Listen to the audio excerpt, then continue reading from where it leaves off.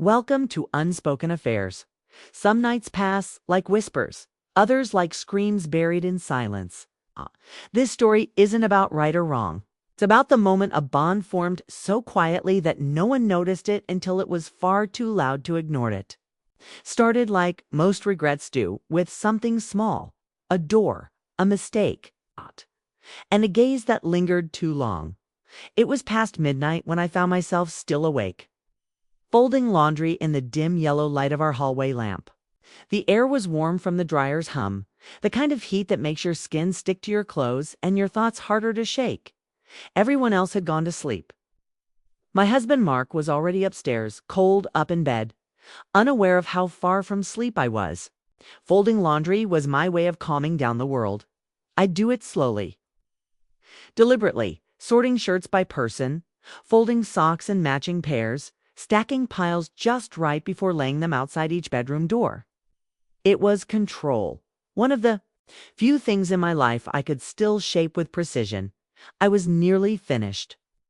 I had one last stack, soft cotton shirts, freshly folded. I turned to what I thought was the guest room door, but I was wrong. The door creaked open and I stepped inside. The light from the hallway spilled in just enough for me to see him. Liam, 19, a tenant, renting the extra room while he finished his first year of college. He was too tall for his frame, too quiet for his age. A boy shaped like a man, but still carrying the wounds of a child left behind too soon. He didn't hear me. His back was turned. He was sitting on the edge of his bed, shirtless, his head bent low, his spine curled inwards like he was trying to collapse into himself. He looked tired, not just physically, but emotionally hollow. I stood frozen in the doorway. He muttered something to himself, low and pained. Why am I built like this? It wasn't anger. It was shame. I could feel it in the air like smoke. I backed out quickly, shutting the door before he noticed me. But I couldn't stop thinking about it. That posture, that voice, the weight in his tone. It wasn't just a teenager's insecurity. Something deeper, something I recognized. I didn't sleep that night. Mark's breathing was steady beside me. Peaceful, distant. My thoughts were anything but. I kept seeing Liam's face, the way he held himself like someone who'd been laughed at too many times. Someone who'd learned to hide behind silence. The next morning, Liam barely touched his breakfast. He stirred, his cereal eyes distant. After Mark left for work, it was just the two of us in the kitchen. He spoke first. You ever feel defective? I turned toward him slowly. What do you mean? He didn't look at me. Like something inside you just came out wrong and you can't fix it, so you just hide it. My heart dropped. Yes, I knew that feeling. I used to be someone before this life, before being a wife, before shrinking myself to fit the shape everyone needed me to be. You're not broken, I told him. He let out a hollow laugh. Then why do I feel like it all the time? He looked up right into my eyes. Something flickered there. It's not attraction. Not yet. Recognition. Over. The next few days, we started talking more. Little things at first, safe things, music, books.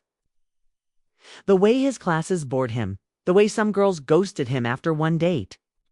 The way he tried to laugh it off but couldn't quite hide the sting. And then one night, Mark was out late. I passed by Liam's door and something in me hesitated. His door was cracked open.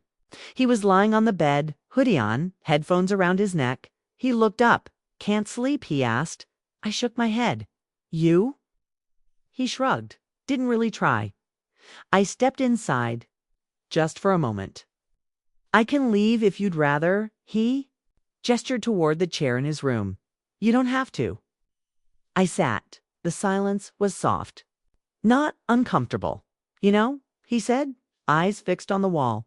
I never really talked to anyone about the real stuff. You can? I said. I know, but they don't ask, or they ask wrong. He turned to me. You don't? Something in my chest tightened. You make it easy, he added. I smiled, but it felt like a lie because it wasn't easy. It was terrifying. He leaned forward. You ever feel like no one sees you? That question undid me. I opened my mouth, but nothing came out. He looked at me like he already knew. And then, gently, he reached out and touched my hand. Just a graze, light, tentative. I didn't move. He pulled back quickly. Sorry, it's okay, I said. Too quickly, I left not long after. But my thoughts didn, single quotes. T. Ed Tony. Everything changed after that. And nothing changed. We still spoke, still smiled, still pretended we were just landlord and tenant. But in the moments in between, the glances, the silences, something else lived. One day he said it aloud. I think I'm in love with you. I stopped breathing. You're confused, I whispered. No, I'm not. I looked away because I couldn't handle what his eyes were asking. That night, I locked my bedroom door. I didn't trust myself. But my dreams did not obey me. I saw him not in a romantic way, but in a way that made me ache with guilt, because I knew this wasn't about love. This was about being seen, and both of us were starving for it.